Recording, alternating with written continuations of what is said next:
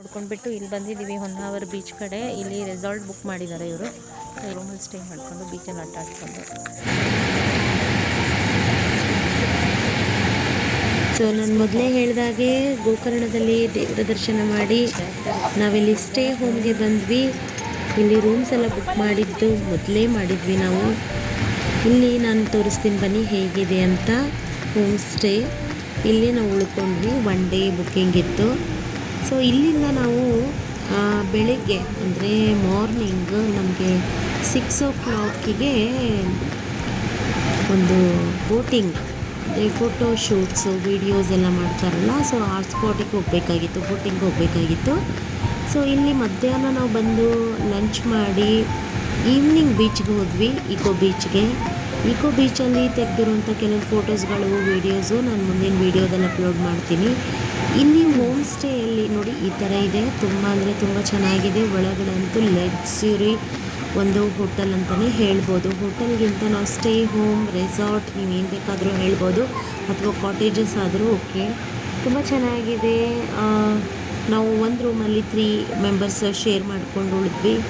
View ಅಂತೂ ಸಖತ್ತಾಗಿತ್ತು. ಯಾಕಂದರೆ ಆಚೆ ಕಡೆ ನಿಮಗೆ ತುಂಬ ಚೆನ್ನಾಗಿ ಒಂದು ನೋಡೋಕ್ಕೆ ಸಿಗ್ತಾಯಿತ್ತು. ನಿಮಗೆ ವರಂಡ ತುಂಬ ಚೆನ್ನಾಗಿದೆ, ಬಾಲ್ಕನಿ ಇದೆ, ತುಂಬ ಚೆನ್ನಾಗಿತ್ತು. ಸೊ ಈವ್ನಿಂಗ್ ನಾವು ಈಕೋ ಬೀಚ್ಗೆ ಹೋಗಿದ್ದೀವಿ. ಅಲ್ಲಿಂದ ನಾವು ನೈಟ್ ಒಂದು ದಿವಸ ಇಲ್ಲೇ ಸ್ಟೇ ಮಾಡಿದ್ವಿ. ಸೊ ಎಲ್ಲರೂ ರಿಲ್ಯಾಕ್ಸ್ ಮಾಡಿದ್ವಿ, ಆರಾಮಾಗಿ ಟೈಮ್ ಸ್ಪೆಂಡ್ ಮಾಡಿಕೊಂಡು. ಈವ್ನಿಂಗ್ 4-4:30 ಅಥವಾ 5 o'clock ನಾವು ಬೀಚಲ್ಲಿದ್ವಿ. ಯಾಕಂತಂದರೆ 6-6:30 ಕ್ಲೋಸ್ ಆಗಿಬಿಡುತ್ತಲ್ವ.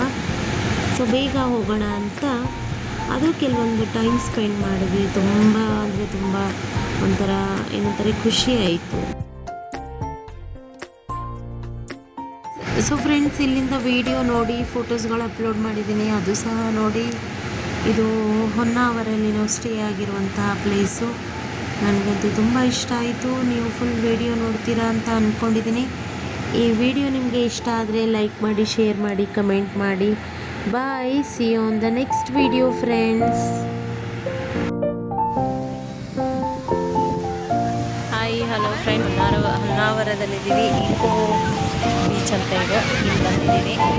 ಇಲ್ಲಿ ನಾನು ಆ್ಯಕ್ಚುಲಿ ಫೋಟೋ ಶೂಟ್ ಮಾಡ್ಕೊಳ್ಳೋಣ ಅಂದ್ಕೊಂಡೆ, ಬಟ್ ನಾಳೆ ಬರ್ತಾರಂತೆ. ನಾಳೆ ಬಂದಾಗ ಫೋಟೋಸ್ ಹಾಕಬೇಕು, ಶೂಟ್ ಮಾಡಿ